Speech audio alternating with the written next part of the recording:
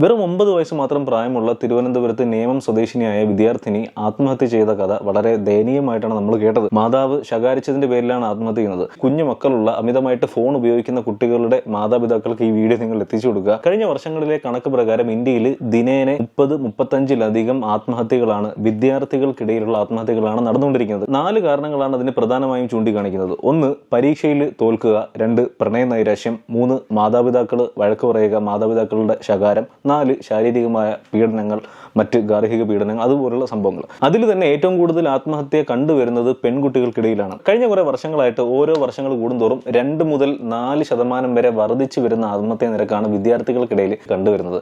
ഇതിന് പ്രധാനപ്പെട്ട ഒരു വില്ലൻ ആരാണെന്ന് ചോദിച്ചാൽ ഞാൻ ഇവനാന്ന് പറയും. നിങ്ങൾക്ക് എത്ര പേർക്ക് എതിർക്കാൻ കഴിയും? മാതാപിതാക്കൾ അവരുടെ ജോലി എളുപ്പമാക്കാൻ വേണ്ടി കുട്ടികൾക്ക് ഷോർട്സും റീൽസും ഒക്കെ കാണിച്ച് ഫോണും കൊടുത്തിട്ട് മാറിപ്പോയി അവരുടെ കാര്യം നോക്കും. കുട്ടികൾ റീൽസും കണ്ട് അതിന് അഡിക്റ്റായി തോണ്ടിയിരിക്കും. ഈ റീൽസിന്റെ ഒരു പ്രത്യേകത എന്താണെന്ന് വെച്ചാൽ റീൽസ് ആയാലും ഷോർട്സ് ആയാലും അതിൽ നല്ലതും ചീത്തയൊന്നും ഫിൽട്ടർ ചെയ്ത് നമുക്ക് കാണാനുള്ള സംവിധാനം ഇല്ല.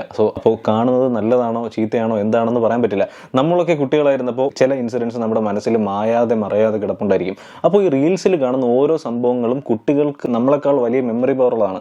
ഈ കുട്ടികളുടെ തലച്ചോറ് ഇതെല്ലാം അടിച്ചു കയറുകയാണ്. ഈ 4ാം ക്ലാസ്സുകാരി വിദ്യാർത്ഥിനി ആത്മഹത്യ ചെയ്തെന്ന് പറഞ്ഞാൽ കട്ടിലിന്റെ മുകളിൽ സ്റ്റൂൾ എടുത്തിട്ടിട്ട് കറക്റ്റ് കെട്ടി ആത്മഹത്യ ചെയ്തു. ദുരൂഹമരണമായിരുന്നു. പക്ഷേ പോലീസ് കുട്ടി ആത്മഹത്യ തന്നെ ചെയ്യുകയായിരുന്നു എന്ന ഫൈനൽ നിഗമനത്തിലാണ് എത്തിയിരിക്കുന്നത്. ഇന്ത്യൻ സർവേ പ്രകാരം 70% അമ്മമാരാണ് ഈ കുട്ടികൾക്ക് മൊബൈൽ കൊടുക്കുന്നതെന്നാണ് പറയുന്നത്. ദയവ് ചെയ്ത് മാതാപിതാക്കളോടാണ്, പ്രിയപ്പെട്ട അമ്മമാരോടാണ്, നിങ്ങളാണ് കുട്ടികൾക്ക് ഏറ്റവും കൂടുതൽ മൊബൈൽ കൊടുത്ത് അവരെ വഷളാക്കുന്നതെന്ന് പറഞ്ഞാൽ നിങ്ങളിൽ എത്ര പേരെന്നെ എതിർക്കും? ഒരുപക്ഷെ നിങ്ങൾക്ക് കേൾക്കുമ്പോൾ ദേഷ്യം തോന്നിയേക്കാം. 4 വയസ്സ് മാത്രം പ്രായമുള്ള എൻ്റെ മകള് ഒരു ദിവസം എന്നെ നോക്കി നടുവിരൽ കാണിച്ചു.